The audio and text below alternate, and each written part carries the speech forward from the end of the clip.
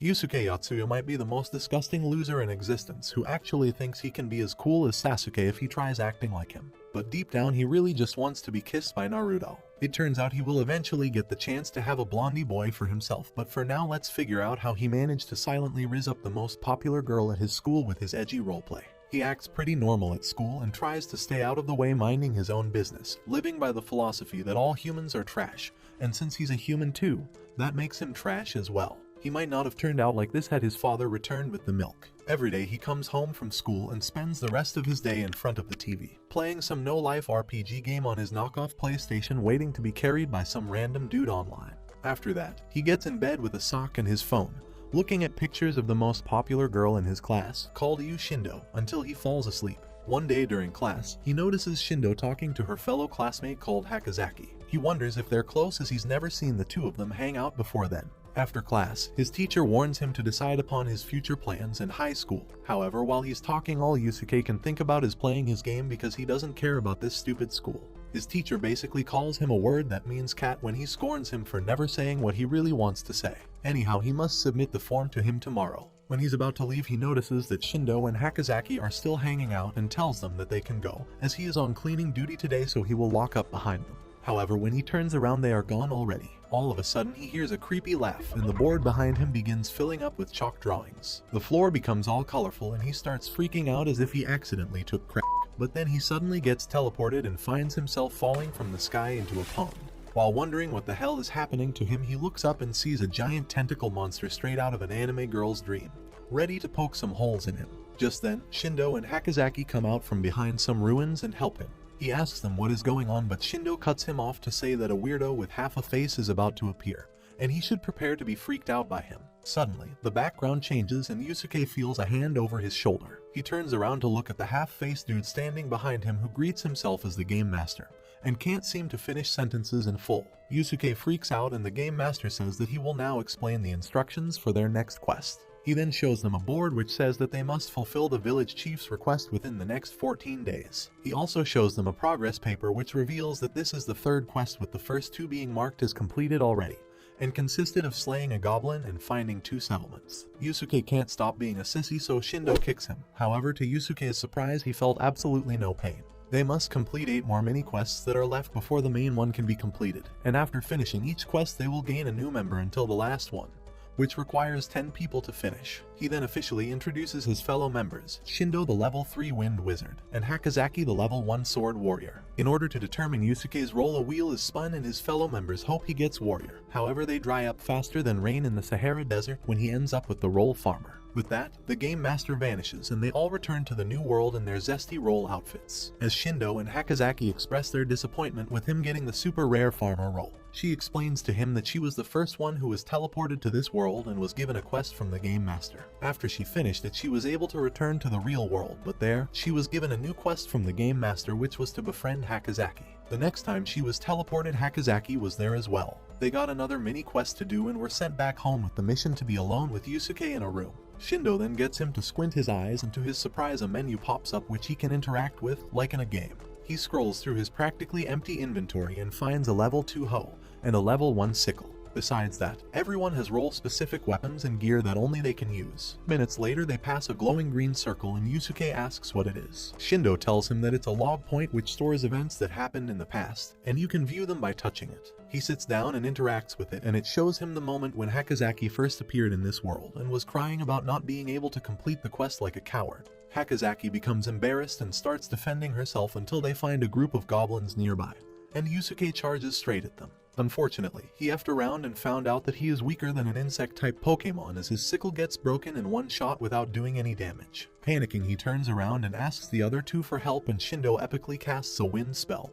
However, it literally just gave the goblin a nice breeze. At level 3, she's just as good as a hairdryer, and Hakazaki is still a scaredy cat who uses her sword just as good as a brainless rock would. He tries picking up her sword but finds out he can't pick up weapons that don't belong to him. And so Yusuke decides to carry this fight on his own and summons his trusty hoe. But the goblin reminds him that this isn't Minecraft and one-shots him with a single strike to the head. He falls down and wakes back up as a ghost and realizes that he has a death penalty of 30 seconds. Once back, he tells Shindo to use her magic to create a small sandstorm and then stabs the goblin with his stick while letting himself get one shot once again.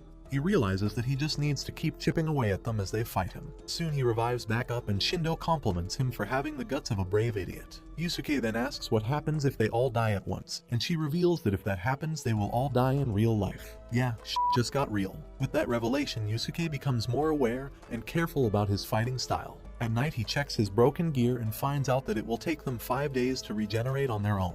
With that, they decide to head towards the village in the west to work towards finishing the quest. Yusuke asks them about the reward for completing the quest, and they tell him that they will get a chance to ask one question from the game master. For Shindo's turn, she asked why she was chosen and found out that someone she knows requested it. For Hakazaki, she asked the game master who he is and he told her that they come from the distant future. Yusuke wonders what he will ask the game master and they all get some rest. One midnight while camping near the village, Yusuke woke up to some goblins attacking them and fought them back. But then he hears Hakazaki scream and turns around to see half of her lying on the floor and looks up to see the troll holding Shindo, who tells him to run because this is unwinnable. The troll gobbles her up and realizing that if he dies it's all over for everyone. Yusuke grabs Hakazaki and runs as fast as he can.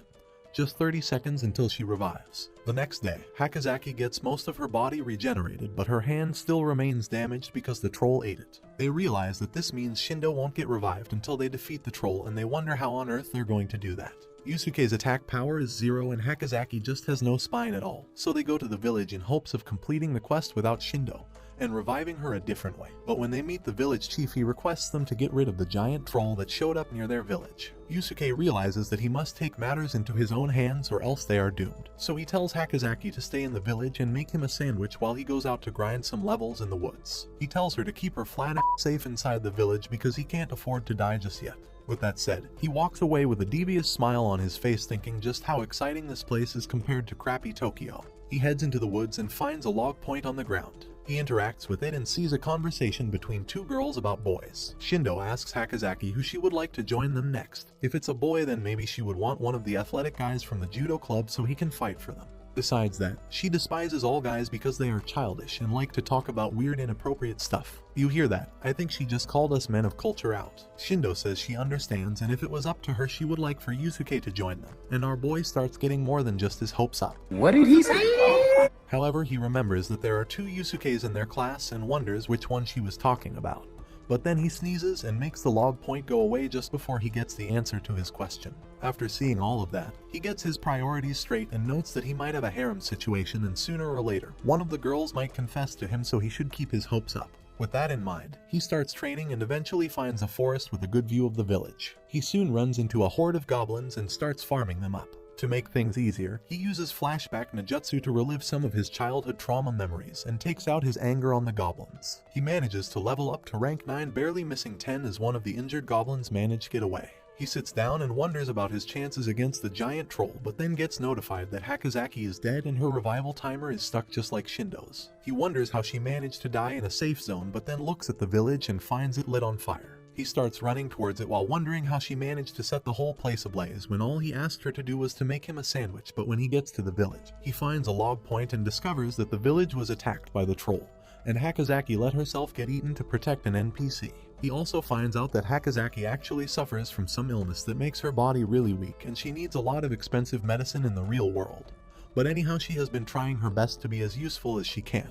Just then, he looks up and notices the troll standing in front of him. He starts running away, but the troll jumps behind him and eats him off into the distance like a ragdoll. Thankfully, he falls down in a river and thinks about Hakazaki trying to garner sympathy with her desire to become a pharmacist while her parents have the burden of paying for all her expensive medicine. Despite that, he acknowledges that she is still far better and stronger than himself, and by his own standards, he can't let someone more useful than himself die before him. Soon the troll jumps behind him and they start playing a game of Tom and Jerry, as Yusuke runs for his life with his tail between his legs while the troll chases after him, jumping like a frog. This keeps up for a little while, but soon he realizes that he can't run forever and starts losing hope. But just then, he sees the injured goblin from earlier that managed to escape him, and he throws his stick at it, which gains just enough experience to level up. Once he hits rank 10, time stops and the game master appears in front of him with his trusty wheel. He gives it a spin and Yusuke gains a new super rare role as the chef. He worries about it for a second, but then realizes that he can finally use a blade and takes out his chef's knife to fight the massive fat face behind him. He turns around and notices that this role comes with a super cool passive which gives him Byakugan, which essentially reveals the weak spot of monsters. With that, the game master goes away and time returns to normal. Yusuke runs forward and slashes through the troll's stomach and manages to let his future wives, his friends, revive. Once they are all together, they start fighting the injured troll but get their butts whooped just as easily as before. Still, they carry on attacking it endlessly, and eventually manage to tire him out. In the end, Yusuke goes for another critical hit by jumping inside its stomach and slashing him from the inside. Shindo jumps on top of its head to blast its brains from the inside with a wind spell. And just like that, they finally manage to defeat the troll. The time stops and the game master appears in front of them to congratulate them on completing the quest. They all gain XP rewards and rank up quite a bit, but Shindo only gains 2 levels and gets salty about it. After that, the game master tells Yusuke to ask his one question, and he decides to ask him what will happen after the final mini-quest. The game master says that he will show them what happened in his world and lets them see a vision of their town, visualizing them from the future fighting against a massive dragon dinosaur monster on Earth. After that, they all open their eyes in their classroom and wonder if they will have to eventually fight against that horrifying monster. Shindo stands up and says that she has tennis practice and points out that the time hasn't moved since they left and thanks Yusuke for his hard work. She says that it will probably be about 2 weeks before their next mission and then walks out before telling him to make sure that Hakozaki gets back home safely. One night, Yusuke is out for his night jog and wonders why he was chosen to fight to protect this city when he hates it so much. Just then, he gets a call from the game master on his phone who tells him that for his next mission, he must go hit on this girl he's going to tell him about. After that, he tells him to go to the girls' restroom of a specific school. Yusuke walks in and finds 3 girls bullying another girl in glasses. He tries hitting on the girl in glasses but realizes that it's probably not the right time and thinks about saving her in fear of failing the next mission. He runs forward and breaks all the phones held by the bullies and flushes them down the toilet. The girls run out, leaving the spec behind with his barbaric phone breaker. After that, Yusuke walks the girl to the bus station and asks her why she was getting bullied. She reveals that she's a streamer and spoke against one of the girls who likes acting all different and cringy to get in good with boys, so they were getting back at her for that.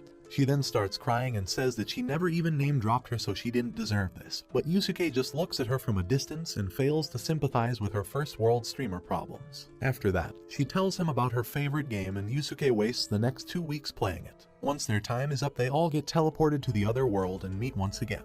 However, this time the blue-haired girl is also there and the game master appears behind her and introduces her as the 4th player, Yuka. He spins the wheel for her and it lands on a heat mage and then starts explaining their next quest. This time the revival counter will be increased from 30 seconds to 40 seconds and they must traverse 5% of the map and deliver the goods to Red Odorbo in 40 days. He then goes away just as quickly as he appeared, leaving them without any answers. Yusuke walks up to Yuka and tries to help her out, but she calls him an ugly stalker and tells the other girls that he followed her home one night and broke cell phones of some girls in their school and flushed them down the toilet. The girls start thinking of him as a freak and keep their distance without giving him a chance to explain. They start off with traversing the map in all directions to cover 5% of it as soon as possible. They split up and while walking around, Shindo talks to Yuka and clears up the misunderstandings surrounding Yusuke. Yuka tells her that she has always tried her best to act in a reserved way to avoid bullying, and so she tried to make up with her bullies by using Yusuke as their mutual enemy. Shindo understands and will always continue to stop bullying whenever she sees it. Yuka thinks that she is so cool and starts idealizing her. After that, they all group up outside the forest and suddenly a massive dead bug falls from the sky behind Yusuke. Just then, a female centipede monster comes out of its skull with male pill bugs attached to it. It throws the pill bugs at them and instantly one-shots Yusuke and Shindo. Yuka decides to take charge thinking she's a strong wizard, but then quickly realizes that she's just as useful as a hot water bottle. With that, she gets hit by a pill bug and gets one shot as well. Meanwhile, Yusuke comes back to life and wonders why he's being treated like a loser. Thinking about it gives him the courage to catch a pill bug and chop it up with his knife, throwing it back to punch another pill bug to the ground. He then starts slaying them one by one and eventually gets on top of the centipede as it cannot hit him with its stinger while he's on top of it. He thinks about what he can do to disable this disgusting creature and begins slicing off its legs one by one, turning it into a miserable worm. He then asks Hakozaki to bring out her sword and then holds her hands to finish it off, letting them both earn XP for the kill. Later that night, Shindo has a dream of her childhood and when she would fight kids who would try to annoy her. She belonged to an infamous family and never had friends but eventually had one, an older girl named Sayuri. But one day, Sayuri died and at her funeral, Shindo's father told her to be beautiful and healthy or else she would end up like that. She wakes up from this horrible dream and finds Yusuke lifting some rocks working on his Riz packs. They sit down together and talk for a while. During their conversation, Shindo grabs his hands and begs for his help. She tells him that when she was little, she made friends with this older girl named Sayuri. Sayuri would get bullied at her school for being ugly, and one day she decided to isekai herself to another world. She is the daughter of an infamous biker gang member, and when she entered middle school she knew that it was her turn to get wrecked. However, she was grateful to have friends that stood up for her, and soon realized that her friends were her strength, and so she grew up to be this bold, beautiful girl who took control of her own life. But one day, she got teleported to this world all alone and was told that if all her party members die, it will be the end for them for real, and as she was the only one there for the first mission, she had to be super careful. She then looks at Yusuke and tells him to give her his strength in this world where she doesn't have many friends asking for his help. The following morning, they all head to the village they saved from the troll, and find it in ruins. Soon a man rides by with his cart and reveals that it has been over 5 years since the village was deserted. Realizing that time flows differently between the two worlds, they ask him about Red Oderbo, and he shows them the location on a map and reveals that it will take about 30 days to reach it on horseback. They ask him if he can give them his horses, but he tells them to try begging somewhere else, and then informs them about a martial arts tournament coming up in a nearby town. The prize for the winner is 3 horses, and they decide that it must be the first step towards completing this quest. They start walking towards the town, but on their way they get ambushed by a gang of bandits. Yusuke strikes one of them, but finds out that hurting humans in this world results in leveling down penalties, so they decide to just run away instead. Later on, they notice that Shindo got captured and decide to go and rescue her, but Yusuke says that they should focus on the mission, so they decide on splitting up into 2 groups. Yusuke fights some goblins to level up and goes into the city to participate in a tournament, while Hakozaki and Yuka decide to help Shindo getting themselves captured as well. Yusuke's new role lands on a creature wizard, and just like that, 5 days go by. Although he manages to balance things out by pathetically losing the tournament in 5 seconds to a girl knight called Kahabel. He tries to negotiate with her because he's desperate for the horses, explaining that he desperately needs to get to Red Oderbo fast. He asks if there's any work he can do, and she agrees to help him in exchange for getting rid of the bandits and their hideout. They have half a day, so in the meantime, Kahabel suggests she gives him some sword lessons in the meantime. She completely schools him, reminding him of his depressing days of school, where he would always underperform in sports that involve balls and swinging things. Eventually, they ride to the hideout with the knights to rescue his friends. He manages to rescue everyone and noticed how Kahabel is a sword maniac who loves cutting everything. Together they defeat a berserker, eventually capturing all the bandits, and in the end, Kahabel suggests they let her escort them as far as she can, alongside some of her minions, but in exchange he will give her his horse upon arrival, and the other condition is that the 4 of them will let her train them with the sword. They all agree and begin their adventure towards Red Oderbo alongside their new companion. On their way, Hakozaki thinks about the massacre of the bandits that she just witnessed at the hands of the knights. With a dream as noble as saving others' lives by joining Big Pharma, she can't help but feel sad for the dead, even if they are monsters or bandits. While she's busy moping around feeling sorry for herself, Yusuke enjoys their trip as he gets to gain free XP, ranking up by healing others and cooking food for everyone. Thanks to these special roles, he's the only one in the team who can rank up without having to fight and kill monsters. Besides that, Kahabel also takes turns at playing Fruit Ninja with them in the name of sword training. They also get to fight some goblins, and Hakozaki finally manages to slay one of them on her own in exchange for gaining some PTSD points. 20 days later, with only 15 days and a few hours left before the deadline, they see a cart being attacked by some monsters in the distance. Yusuke says that they don't really have much time to spare on random NPCs and side quests, but being the noble knight she is, Hakozaki jumps off the cart and says that she will save them even if she has to do it alone, because there's no point in completing the quest if it's at the cost of letting people die. Yusuke looks at her face while trying hard to hide his smile, saying that it's alright and she can get herself wrecked if she wants it that much. Besides that, it could be that it is an important step towards completing the main quest like the tournament thing, and eventually they decide to split up into 2 groups, where he and Hakozaki will save the cart and join up with them to complete the side quest while the others will continue going towards Red Oderbo. With that said, he jumps down on a raptor with Hakozaki and they charge straight at the kobolds. Yusuke confronts one of them and tries to fight it off but gets defeated by another one. Hakozaki somehow manages to outdo her fastest death record by getting 1 shot instantly. The fight goes on for a little while as Hakozaki revives and decides to stand up for herself. She manages to slay one of the kobolds by summoning her heavy longsword at the last moment, surprising the monster by plunging it right through it. Soon, Yusuke gets back up too and lures the remaining kobold towards his cart, letting Kahabel cut it down.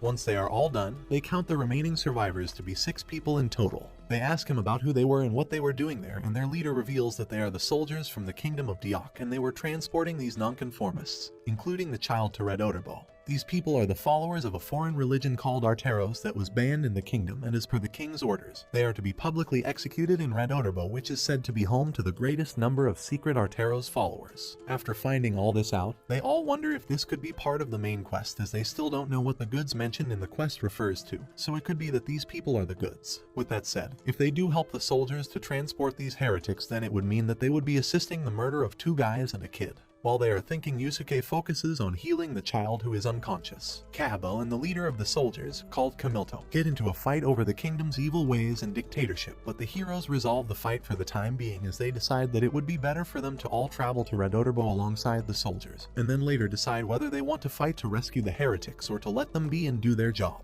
While stopping to set up a camp one night, Yusuke requests to talk to one of the older heretics called Fafsel. He reveals that they are from the continent of Ila, and requests that they let the young child named Bulili be spared. The heroes ask him to share his side of the story, and he explains that currently, there are 2 groups of people living in the kingdom, those who worship the king alone and those who worship the king and the god. They belong to the latter group, and over the years, the teachings of their god have been forgotten and people have resorted to violence and fighting each other over stupid arguments like who the best Spider-Man is. The kingdom wishes to slay all the believers of Arteros, even if they belong to another continent, using that as a narrative to attack small nations. After hearing his story, they all go to sit down with Kamilto to hear his side of it. Kamilto explains that previously, after wars ended, the families of those soldiers who couldn't make it back, and even those who returned with a few limbs less, would become homeless and die on the streets. But the current king changed all that when he announced to reward everyone with a slave, and thus his family was saved from homelessness. The king wants to unite everyone on the continent, and that's why they must rid the world of all members of the evil religion Arteros. After hearing his side, Yuka gets angry and says that she has decided that dictatorship sucks through and through, and the king is using religion as an excuse to attack and conquer smaller nations to create more slaves. It's basically similar to a huge gang bullying smaller groups and turning them into their lackeys. Being a victim herself, she can't help but speak up against it. After hearing her speak up against the king,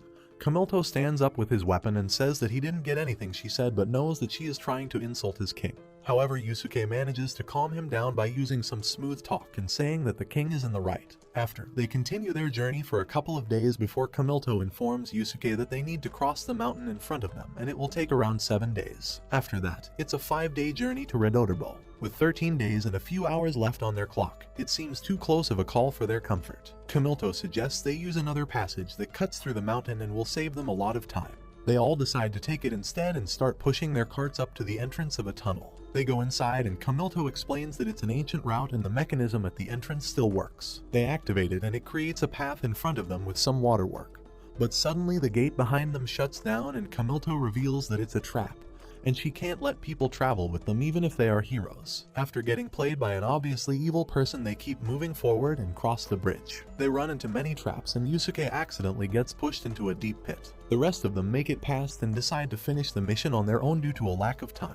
On the other hand, Yusuke equips his trusty kitchen knife and starts chipping away at the wall to make footholdings for him to climb up with. Meanwhile, the rest of them make it to the center of the entire place where they encounter an ancient mechanism called Gargoyle, which is a man-made fighting machine. Yusuke keeps climbing up and making new steps, but it takes him many turns of falling down, getting KO'd, reviving and going again, until he finally manages to make it out of there. By the time he's out, there is no light source left and he is practically blind. He sticks to a wall and starts using his map interface to make his way out. On his way, he runs into a log point and interacts with it to find out that one of the knights accompanying them died like an NPC. He proceeds to take a light step forward before running into his body, feeling sad about it but moves forward because that's what humans do. On the other hand, Kahabel and the other heroes are attacked by a group of vampire bats while the gargoyle starts walking towards them slowly. They note that it has a key attached to its shoulder and Kahabel moves up to fight it one-on-one while the others deal with the bats. Shindo moves up a little as well and chats with her as they both fight the monsters. Kahabel compliments her and says that she is the one with the most potential among the 4 heroes, and Shindo says that it's because she used to play tennis 2 years ago. Their chatting continues, but then Kahabel gets struck through the stomach and falls down into the water below. Shindo witnesses her fall and realizes that they just lost their strongest NPC, prompting her to start losing her mind. The gargoyle starts walking towards her and she retreats in fear. Luckily, this is similar to how Yusuke manages to level up when fighting the giant troll, and with that XP she manages to level up. Time stops and the game master appears to spin the wheel. Shindo remembers what Yusuke told her about this moment, and she uses the time stop to move forward and gets into the position to strike the monster. Her new role turns out to be a sword warrior similar to Kasu, and she manages to strike the gargoyle's chest, but it does 0 damage. Due to its thornmail build, Shindo takes back some emotional damage and then gets her left arm broken by a swinging strike from the enemy. She flies away to the edge of the platform but manages to get back up and realizes that her arm got fixed pretty fast. She equips her sword and tries to remember Kahabel's lessons regarding how to fight against opponents with a lot of defense and bigger builds. With that in mind, she summons her shield and charges forward with it. She then sacrifices her sword arm and gets her shield smashed into the ground but manages to slide between the gargoyle's legs and ends up on top of it. She then grabs her arm like a savage and runs the sword through the gargoyle's head into its heart. Just then, Yusuke arrives on the scene and discovers that Kahabel got stabbed and fell into the water. He immediately runs forward and dives down to rescue her, and this makes the other girls become a little angry because he wouldn't save them before. Later that night, Kahabel wakes up and her stomach wound has healed. She also finds out that Yusuke used healing magic non-stop by leeching magic power from the gargoyle's blood and kept at it until she was fully healed. Once he was done, he fell unconscious. Upon hearing this, she turns around to find him sleeping beside her and bends down to give him a kiss. But just then the other heroes walk in and Yusuke's chance of getting his first kiss is swiftly taken away as they all sit down and talk about him. Kahabel says that he reminds her of herself, as he constantly keeps doing his best to find out how much farther he must go before he can die, knowing that his life meant something. She tells them how she is the 70th strongest knight in her kingdom while her father is the 2nd and her 2 brothers are both above rank 15. After they're done talking, Yuka wonders how long it will take to catch up with the soldiers, and Kahabel says that they took the longer route by going around the mountain, so they should be able to catch up to them soon. Hakazaki says that they only have 7 days and a few hours left before the deadline. And just then Yusuke wakes up saying that they've got it all wrong. Everyone gathers around him and he explains that the missions that they had been given have always been vague, in the sense that it was never specified which goblin to kill or which settlements they had to find, or which village chief's request they had to fulfill. It was always just any goblin, or any 2 settlements, and so on. And by that logic, they must deliver definition-correct goods to Red Odorbo. The heretics don't really meet the criteria, so they are probably not it, but it's not enough proof for them to just give up on them. With that said, he suggests that they split up and everyone starts getting deja vu. They form 2 teams consisting of Shindo, Hakazaki, and a soldier from Kahabel's family along with Yusuke, Yuka, and Kahabel herself. Team Shindo will go ahead and find merchants and travelers with goods bound for Red Odorbo and escort them, while Team Yusuke will catch up with the soldiers of Diok and rescue the heretics. With everything decided, they split up and go about their ways. While deciding upon ways to ambush the soldiers, Kahabel worries that they sent a routine communication letter back to their kingdom before trapping them inside the cave, and must have mentioned about the presence of knights from her kingdom. Now, if they all go missing, this can lead to a war between their nations, and she doesn't want to be the reason for the next Game of Thrones season. With that in mind, Yusuke says that they must make them believe that her kingdom is not at fault when they go missing, and they must send a letter back to their king. Yuka wonders how they are going to achieve something like this, but Yusuke brings out his creepy smile and says that he's got a plan. After that, they follow them for a few days and eventually catch up. One night, while the soldiers are having some NPC talk, Yusuke comes out of the shadows and reveals himself. He calls Yuka out as well and reveals that everyone other than them died and the other 2 heroes fell into a trap unable to get out. With that said, he has now joined the Arteros religion and says that he is there to negotiate for his fellow devotees, and that they have just one night to release them, or else he will use his immortality as a hero to spread the teachings of Arteros throughout the lands. Kamilto says that he would be able to do it even after they release the heretics, and there is no negotiations in that. Yusuke mutters that it sucks to be them and then walks away. Later that night, Yuka creeps out to talk to the soldiers in secret and reveals that she hates Yusuke and his stuck-up self. Now that they're the only 2 left, it has become especially hard to ignore his wet farts, and so she is there to sell him out in exchange for her own well-being. Kamilto takes her up on this offer and decides to go with her alongside one soldier to see if she was speaking the truth. They walk away from the cart while leaving one soldier behind and continue for quite some time before Kamilto becomes suspicious and realizes that she is lying. He captures her and takes her back, but when they come back to their cart, they see Yusuke sitting on top of it with fire all around him. He has eliminated the soldier who was left behind and has put down the 3 heretics as well, and is there to take revenge for his fallen friends. He burns them all alive in front of him and then sets his raptor's ass on fire as well and makes them chase after it. Once they are gone, he reveals that he rescued the 3 heretics and used their clothes to create 2 dummies. For the 3rd one, he stuffed the remaining soldier in and then set him ablaze for realism to make Kamilto believe that it was all genuine. They both then run away and meet up with the heretics and wait for Kahabel to join up with them. On the other hand, Kamilto and the other soldier catch up with their raptor and send a message back to the kingdom. Just then, Kahabel arrives on the scene and slays both of them down and then walks back to group up with the others. Once together, Yusuke decides to go and loot up their bodies to add more options for the goods they need to complete their quest. For good measure, he also takes the soldiers' heads to submit to the authorities at Red Oderbo as evidence against the Ox schemes. On the other hand, Shindo and the others manage to find a delivery guy with some merchandise for Red Oderbo, and they battle against his bodyguard for the right to escort him themselves. Back in the kingdom, the king receives the letter and says that the soldiers were fools and they should have returned. One of the court advisors suggests that they start researching ways to deal with the other worldly heroes as they might have to fight against them in future. The king allows it and we can all see this hooded guy cooking up some nasty scheme for the heroes. Finally, they deliver the heads to the authorities and that counts as a successful delivery of goods. Soon they meet up with Shindo too, and once they are all together they decide to split up once again to complete the other goal of traversing 5% of the map with less than 0.2% left to finish it. They all go different directions to cover as much of the map as possible. They continue walking at a good pace for the whole day. But during the night, a snowstorm hits them, and given how warm their cosplay level gear is, they are all at the risk of turning into snowmen and popsicles. Despite that, with less than 0.01% left to cover, they continue walking through the heavy snow. On the other hand, Kahabel thinks back on the time she last met Yusuke and realizes how she failed to tell him about her feelings. Once again, our boy Yusuke failed to lose his V-card because he was just too unhinged to be approachable enough for a girl. Back in the snowstorm, Yusuke makes use of his multiple levels and equips every piece of clothing he can summon at once. He then marches forward and wonders what will happen if they all died in the snowstorm and realizes that they won't be able to come back to life because it will be the same situation as getting revived inside the troll's stomach.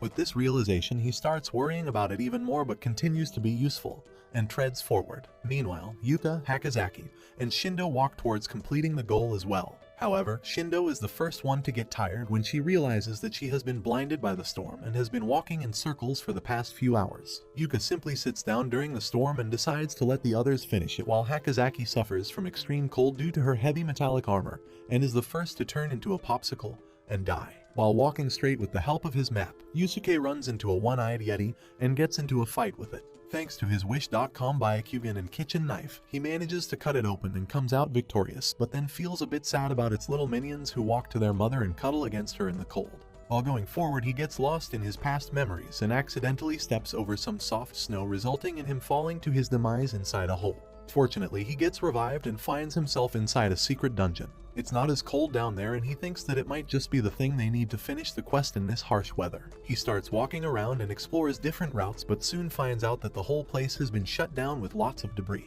He eventually finds his way into a circular room dug by some kind of massive worm monster, and soon the owner of the place also arrives. Thankfully, it's a passive monster that likes digging around and pooping in people's faces, and being the weird guy he is, Yusuke decides to follow after it through the tunnels that it makes. This goes on for a few hours, but then a real man-eating worm monster comes from behind and eats him up, leaving only Shindo and Yuka behind to finish the quest. Back at Shindo's location, she wakes up from her feeling lost nap and notices that the two champs are already out for the count. She gets up and tells her brain to start braining and uses the map technique to walk in a straight line. Finally, she starts making some progress and notices a village in the distance. She starts running towards it, but unfortunately gets herself in the middle of a frozen lake with thin ice. Her brain starts thinking about her options that she learned from watching Bear Grylls documentaries, but all it can come up with is that they are screwed. She falls down into the icy lake, and that's that for her. Finally, Yuka wakes up from her weebish dream and realizes that the whole party managed to get himself knocked out for good while she was taking her fairy nap.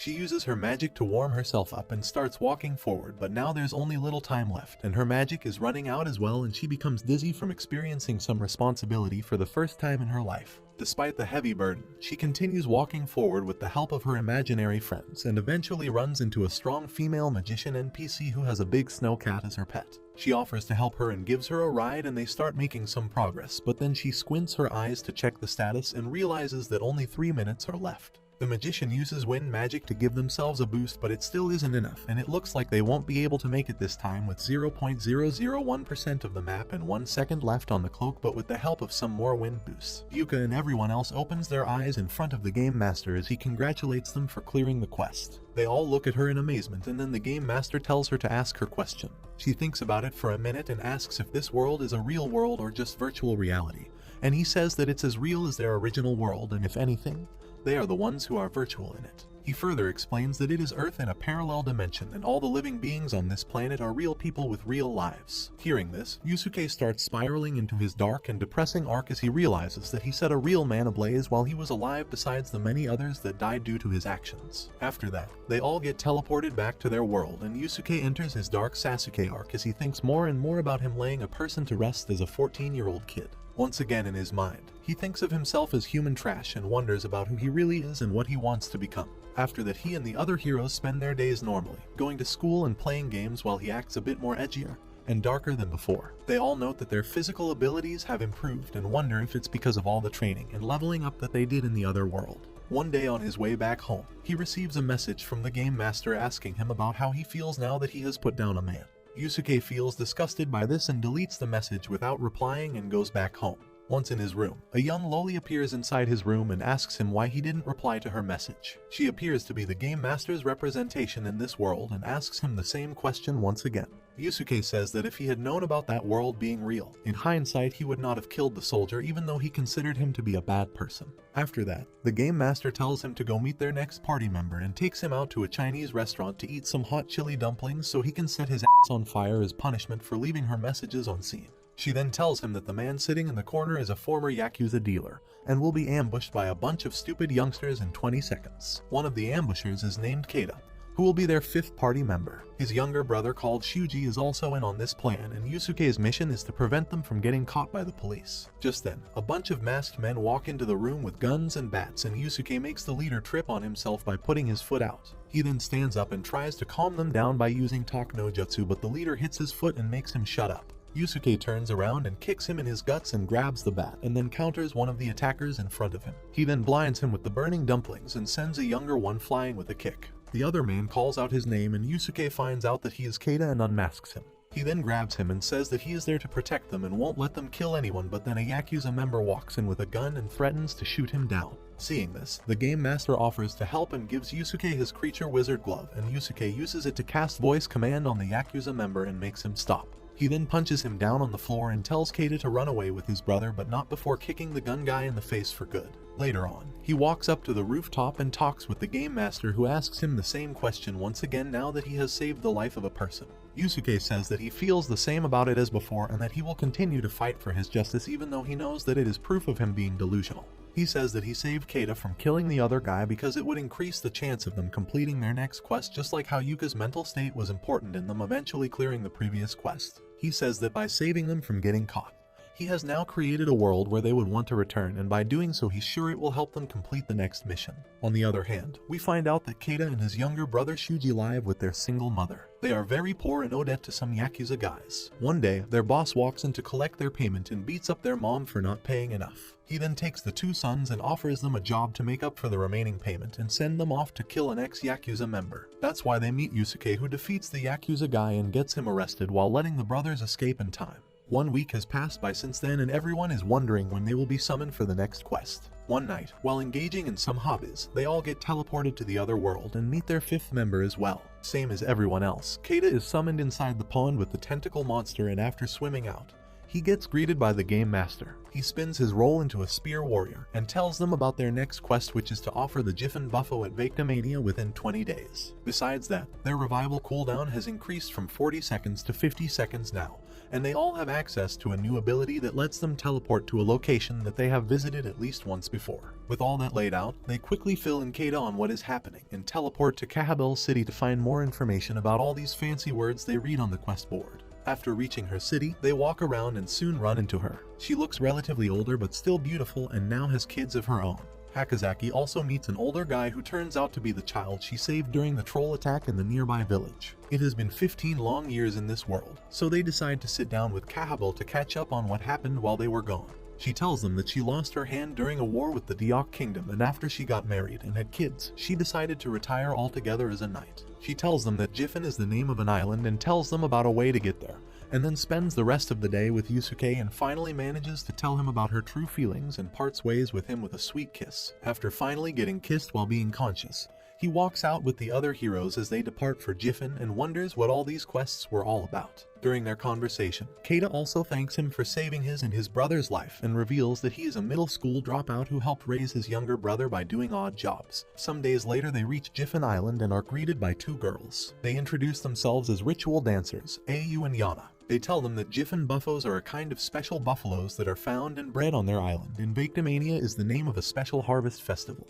However, this year they won't be able to celebrate the festival because 5 years ago a band of orcs arrived on their island and started living in the impenetrable castle built by their ancestors 400 years ago. They are man-eating monsters and the island people requested for them to accept the Jiffin buffo as an alternate food source, but their numbers keep multiplying and soon they will start eating people as well. With that in mind, they have all decided to attack them on the day of the festival when their leader, the Orc Queen, comes to receive the buffos. For that purpose, they have hired many mercenaries from across the continent, and if they want the festival to happen, they must help them defeat the orcs as well. Meanwhile, someone overhears their conversation and goes to the Orc Queen and tells her about it. The next day, they go out to the shore and meet up with all the mercenaries and other combatants from the village. One of the important NPCs include a former general called Cantle, who has fought many battles against orcs before. They all form teams based on weapon types and expertise to train for the final battle.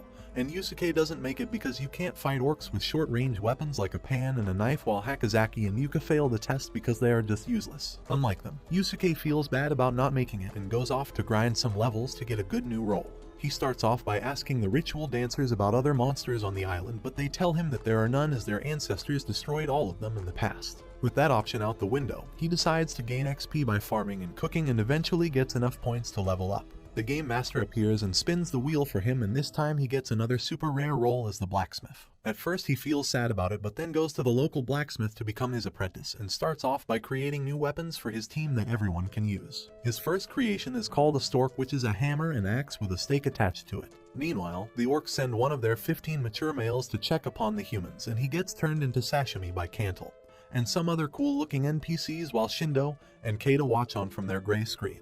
It turns out one of the mercenaries is an old inhabitant of the island named Thansa, who left the village when he was young and is now back to free it of the orcs' influence. With one down, there are 14 more giant orcs left to slay until the island will be set free, and they all start doubling down on their preparations for the big day. But one night, they get ambushed by the orcs as they send 3 of them at once to the shore. Everyone rushes towards the shore to fight the 3 orcs, and Cantle decides to show off some high-level skills as well. But Yusuke arrives just in time to snatch the spotlight away from him by shooting down one of the orcs with his newly casted power bow. After taking one down, the bow needs a lot of time to reload and the orcs start walking towards Cantle to make canned food out of him, but just then a young scout named Rice jumps out and starts running towards the orcs to grab their attention. However, he manages to ruin his moment by tripping and falling on the ground like an idiot. This works in their favor still as the orcs start chasing after him, and it gives just enough time to Yusuke to shoot another stake from his launcher. With that, the orcs retreat and the heroes and mercenaries decide to take down all the orcs tonight. Yusuke gives the machine to Yuka and Hakazaki, and they end up naming it the Orc Eater. Yusuke jumps down with Rice as they try to make the orcs chase after them. They quickly take down the one behind Rice, and it gives Yuka just enough points to level up. Her new job turns out to be a ranger, and then the battle continues as they move Orc Eater and take down the one chasing after Yusuke as well. The next morning, Yusuke decides to try his hands at soloing an orc, but gets his cheeks literally clapped to dust when his attack does negative damage. After that, the orc starts creating mud balls to throw at their defenses and ends up opening up a path inside the village. More orcs follow suit and it looks like they will get inside, but once again, Rice jumps out like a hero and goes for a swing attack on one of the orcs. Unfortunately for him, he doesn't have plot armor like the real heroes and gets one shot like a fly. Yusuke, Hakazaki, and Yuka make the most out of his sacrifice and make sure to defeat the other orcs and manage to cull their numbers down to a measly adults, including the queen.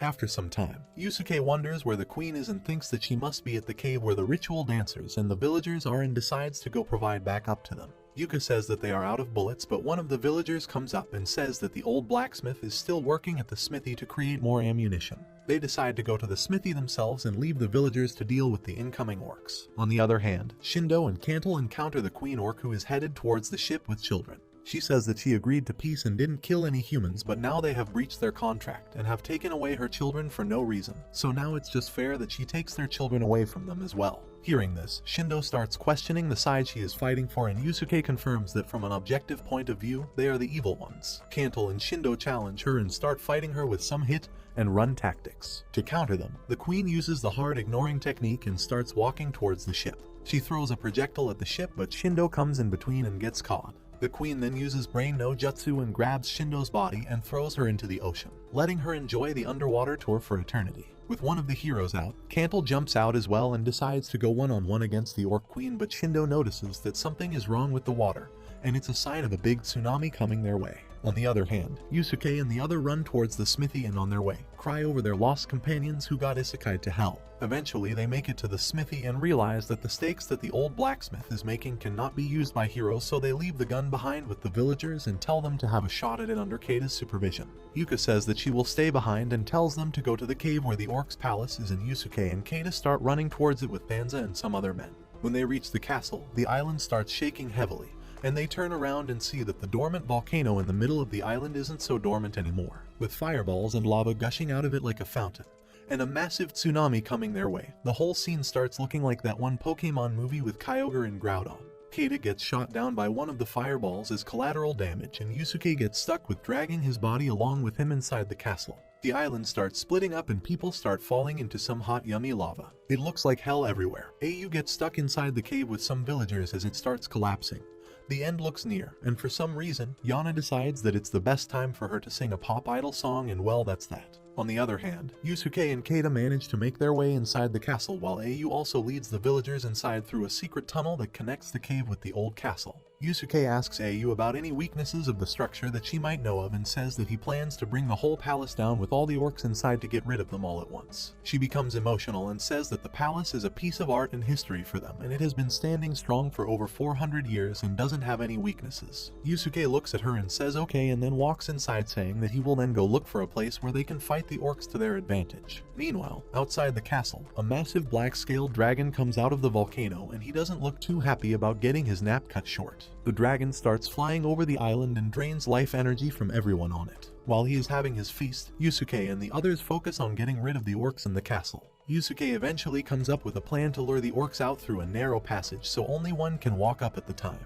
This way, they will ambush them on the entrance and start culling their numbers down until none is left. To make it happen, they try to show themselves in front of them and make fun of the orcs, but they never walk out from the narrow passage. To change things up, they hook up some of the villagers to do the baiting work and go inside the passage themselves to ambush them. Their plan results in a success as they manage to take one of them down, but then gets squashed by another orc who follows behind. This orc eats up Kata's legs, making him Sir Legless. But when the orc turns around, Yusuke notices a small lady orc hanging from its back, and they realize that the orcs inside the castle are protecting her as their next queen.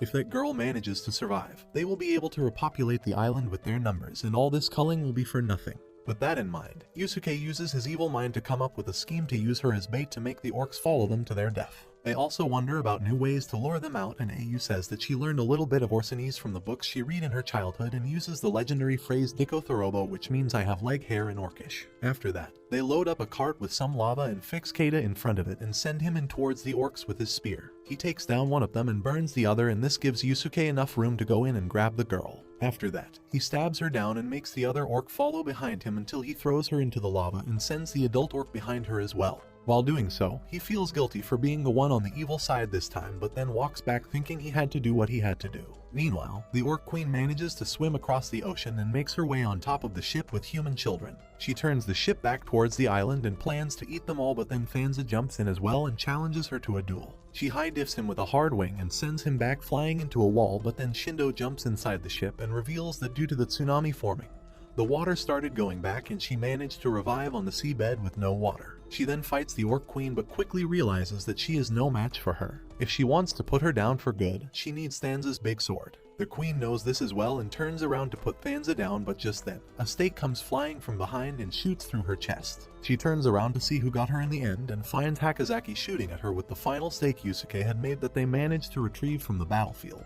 She starts falling down, and Thanza uses this chance to kill Steel Shindo and jumps in with his massive sword and stabs her into the ocean. Back at the castle, Yusuke notices that everyone is feeling sluggish, and AU tells him that for some reason, Everyone's life force is being sucked out of them and is going into the sky. Yusuke equips his wizard glove as well and confirms that the black dragon is the source of it all. Bayu also tells him that 5 years ago, there was a shipwreck near their island and inside it there was an open cage and they suspect that the Orc Queen was being kept inside it. It is highly likely that there is someone behind it all and who purposefully sent the orcs on their island. Back in the ocean, Fanza is trying to pull off an amazing Spider-Man by holding the ship back on his own to stop it from getting into the lava. Meanwhile, Yusuke and Keita walk up to the mountain following the flow of the magic to see where the dragon was. On their way, they run into a guy named Raji, who says that he was inspecting the land and got stuck there. Yusuke tells him to go back or else he will die of the poisonous gases from the volcano, and then they continue walking up until they encounter the dragon. Keita decides to charge straight at it with his spear but turns in to seek Kabab, as the dragon roasts him up with a fire breath. Yusuke decides to instantly run back and on his way, grabs Raji as well to save as many people as he can. But it turns out, Raji is the real mastermind who summoned the dragon and brought the orcs on the island. He thinks that Yusuke is attacking him because he found out his real identity, and reveals it himself, but then Yusuke drops him off and asks what he was yapping about. They both take a moment to look at each other's dumb faces and realize what just happened, and Yusuke calls him out and goes in for an attack with his kitchen utensils. Raji fires back with a quick fire blast and roasts him into charcoal, and then waits for him to revive. Yusuke hides behind a rock and wonders about his options and sees Keita standing behind Raji with his spear on a rock. He tries to surprise attack him, but Raji dodges it as well and then freezes them both into popsicles before rushing down the mountain to attack Au to serve as his distraction for the heroes. He eventually corners her and shoots a fireball at her, but Yusuke makes it just in time and saves her at the cost of his walk. He uses creature magic alongside her to stop Raji, and they manage to land a hit on him with Keita's spear from behind. But Raji blocks it with his hand and makes an escape on his wyvern. Keita notices a bottle with some red color on the floor where Raji was standing and recalls that he saw the same color painted on the rock Raji was sitting at. He tells the others about it and they go back up the mountain and find a magic circle painted on the rock.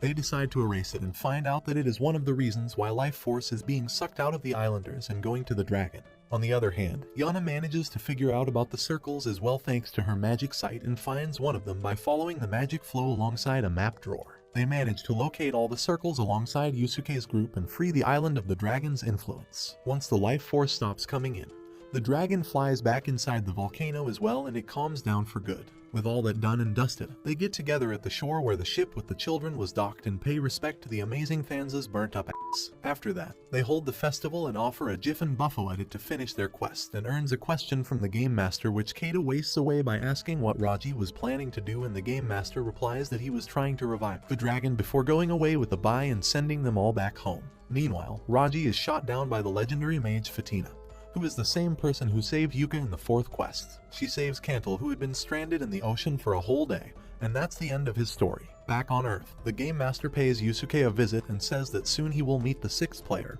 and vanishes away just as quickly. Just then, Yusuke receives a call from his friends and he goes out to see them with a blonde-haired older foreigner named Glenda. Glenn says that she is there to make a movie about them and that the girl in white clothes led her there. They talk a little bit about the other world and she says that she has found around 4 people from around the world, including from France, America, and Japan, who have described the same world down to the tiny details despite not having any connection at all. Some of them have already passed away while others stopped replying to her suddenly, and Yusuke wonders if that's because they failed a quest or if their party got wiped all at once. After that, Glenn says that her goal is to create a short film with them to post on YouTube to call out everyone who may have visited this world, and Yusuke calls out Shindo and Hakazaki to help him with the shooting. Their video gets a lot of views and some comments as well, and as payment, Shindo asks Yusuke to stop being so polite around the group when they are together. A few days later, they all get teleported to the other world for their next quest, and as expected, Glenn is their 6th member. Her role comes out to be an axe warrior, and this time they get to choose their quest from 2 options. Option A has a 90-day deadline, and they have to bring down the rate of crack addiction in the USA to 3%.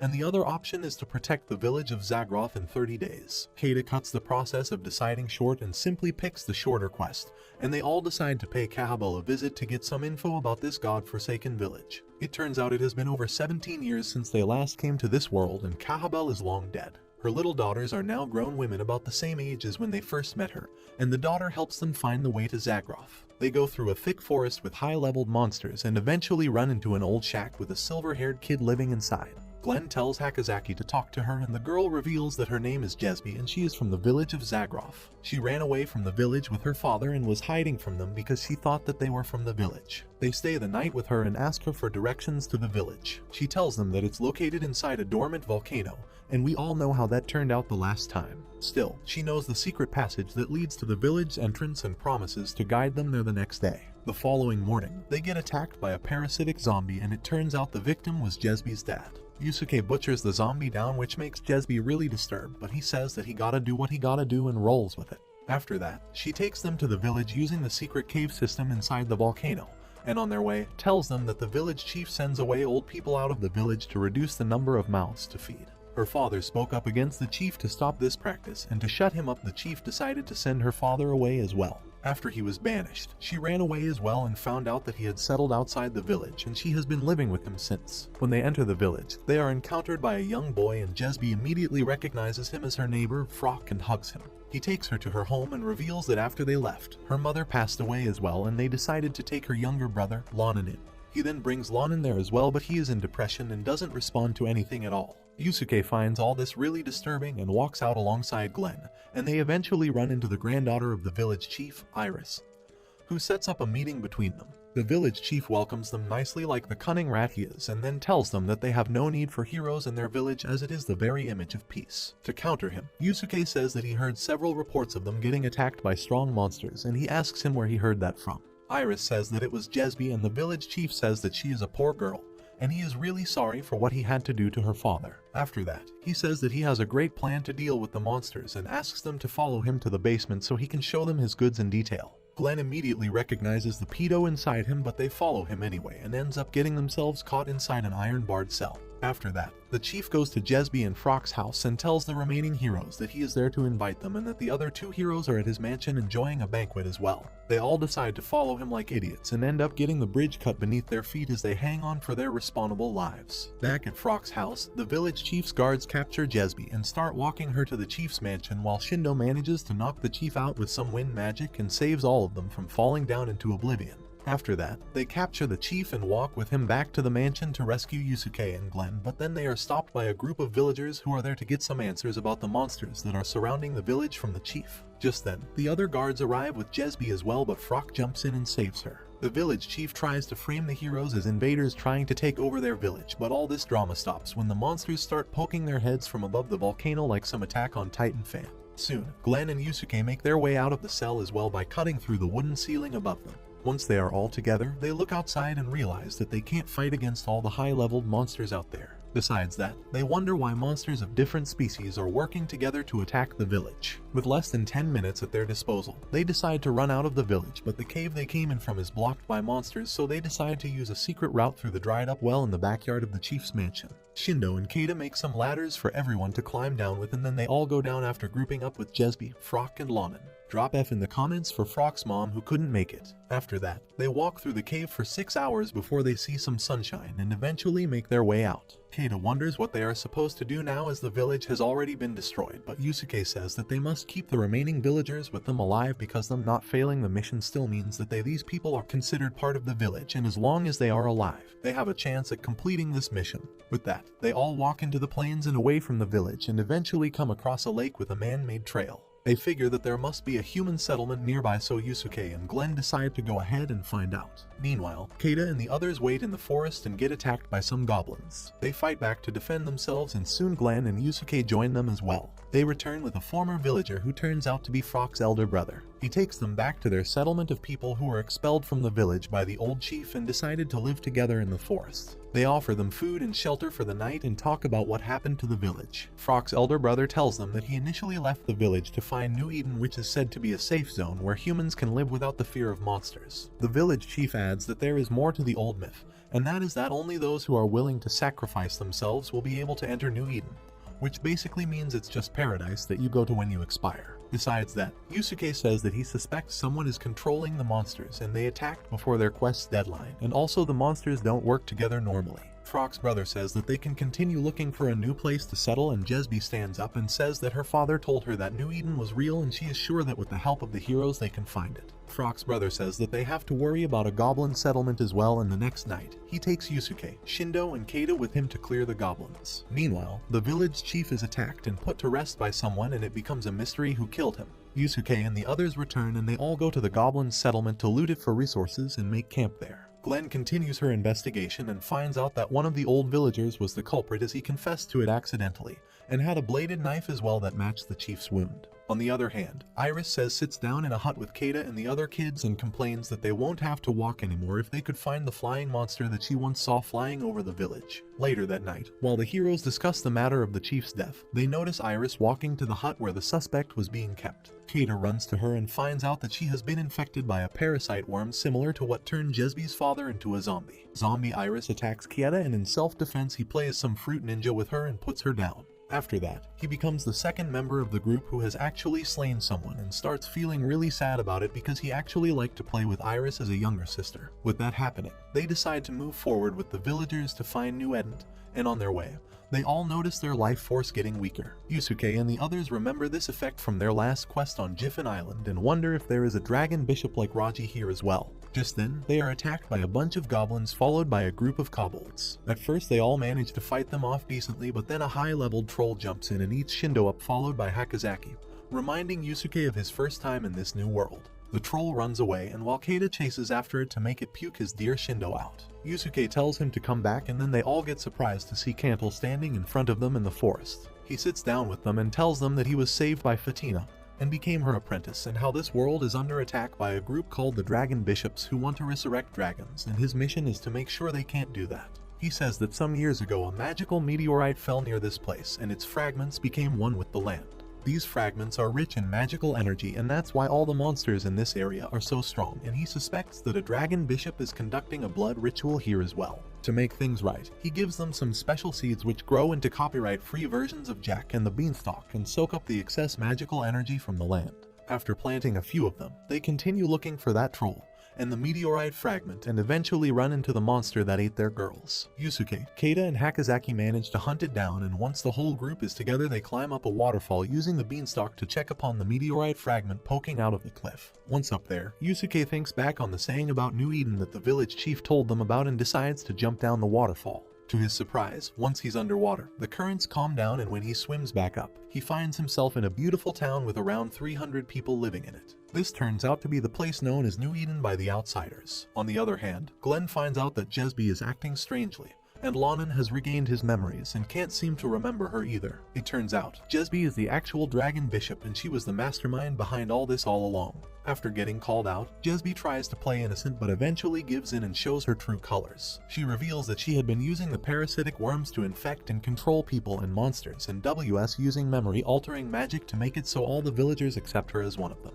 She truck-con the village elder because he started to question her existence as a villager herself. After that, she walks out of the hut and tries to attack them, but Cantle arrives in time and shoots back. She then rides her wyvern and rides off towards the meteorite fragment where Yusuke and the other heroes are. Once there, she reveals her true identity to them and calls out all the monsters in her control to finish them off and to attack the hidden village on the other side of the waterfall to farm it for her blood ritual. They all fight against the monsters but realize that they are brutally outnumbered. Cantle finds out where the magic circles were and tells Yusuke about them being on 6 golems before getting shot down by Jesby. Yusuke tells this to others and goes to attack Jesby herself over the fragment. Their fight lasts for a few moments, but he manages to seal a magical beanstalk seed inside her body and uses his creature wizard spell to make it grow faster. The beanstalk grows inside her body and seals her away, and she sets herself on fire before giving them any answers at all. Soon, Fatina arrives on the scene and breaks the fragment with her powers and reveals the hidden village behind the waterfall. The old folks and children of the Zograth village meet up with the people of New Eden,